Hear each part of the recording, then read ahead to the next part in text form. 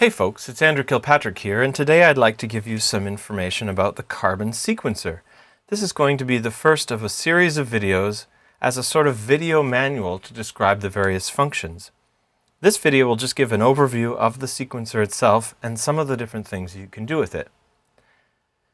When we envisioned the Carbon Sequencer, it was kind of designed as a solution to three different sorts of problems. The first problem is, let's say we just want to come up with a cool groove and we want to have parts playing on different synths, and then we want to solo over it and come up with an idea and compose some music without needing to use our computer and fire up our DAW software and make a project and so on. So that was the quick sequencing idea. With 6 tracks, 64 steps per track, it's really good for sort of rhythmic and pattern-based grooves.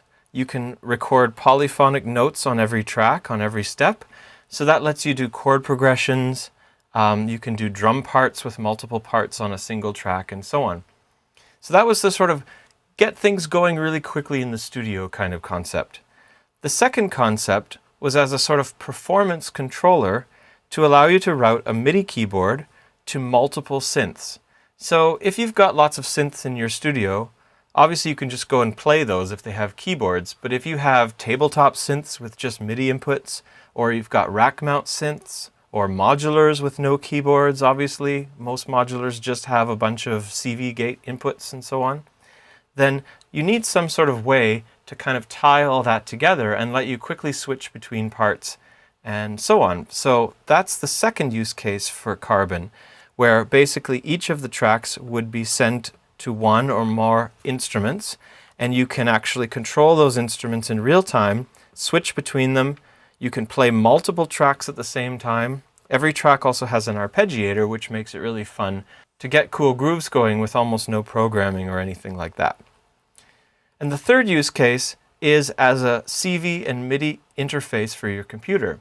So Carbon has a USB connection on the back that lets you connect to a computer, and in the interface mode, the sequencer is essentially off, but all the ports can be accessed from your computer. So you can use your DAW software to control the same instruments you were controlling with Carbon without any need to repatch cables and so on like that. So first let's take a look at the back panel so you can see what kind of connections we're talking about. Along the back we have the power button, USB, this goes to a computer, USB host connection, this connects to a MIDI keyboard or other MIDI device, and it will power this device and get MIDI from it, a DIN MIDI input, and 2 DIN MIDI outputs, and these are both separate outputs. You can reuse the same channels on each output. And then along the top, we have a row of mini jacks.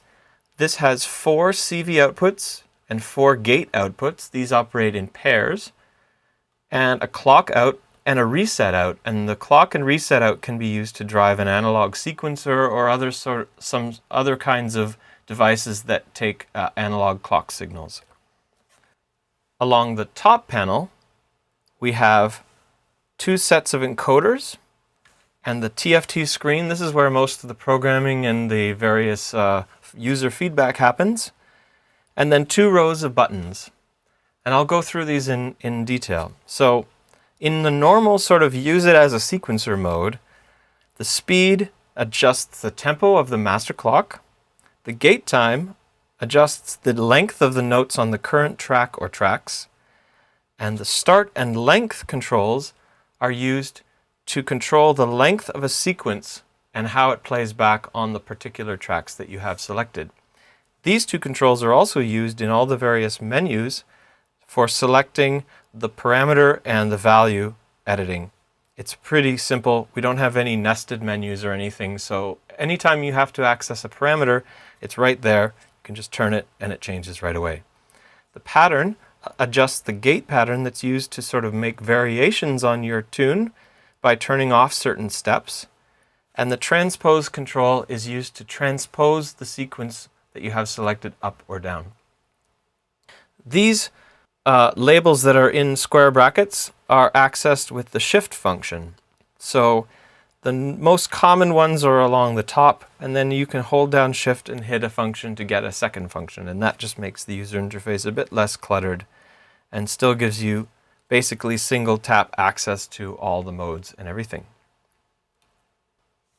The Song Mode button enables the song mode, which lets you play back different sequences one after the other in sort of like a drum machine would have the ability to chain different patterns together. Scene lets you switch between different scenes, which are essentially like a set of parameters on top of your sequence, like which notes are playing, how fast the sequence plays, and so on. And you can switch between up to 6 scenes on the fly, or you can schedule these to be changed as part of the song mode. ARP turns on and off the arpeggiator and gets access to the arpeggiator settings. There's an arpeggiator on every track, and you can use them all together at the same time. Live lets you play live from your keyboard through to the current track or tracks. It also lets you enable a mode that lets you transpose all the parts up and down with the keyboard in real time. There are, of course, 6 track selectors. You can use these to multi-select tracks for doing things like stacked voices and split keyboard modes and so on. And along the bottom row, we have the MIDI sys button. This accesses the MIDI channel and program settings for the particular track that you're on. The sys menu is sort of the system setup, which you don't need to use very often.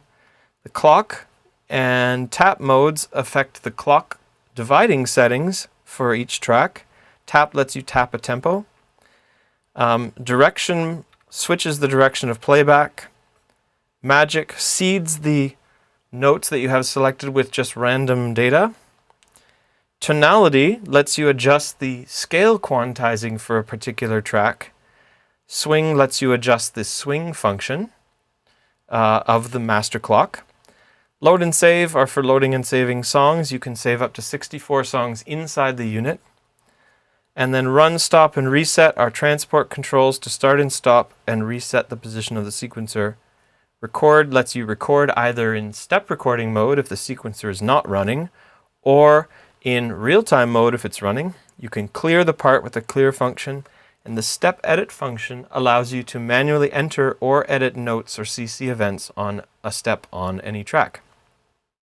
So that's just a quick overview of the use cases, the front and back panels, and the various controls on Carbon. And in the next videos, we'll give you a more detailed look at each of the functions that you can use within Carbon and how to set up sequences, set up tracks, and so on. Thanks for watching.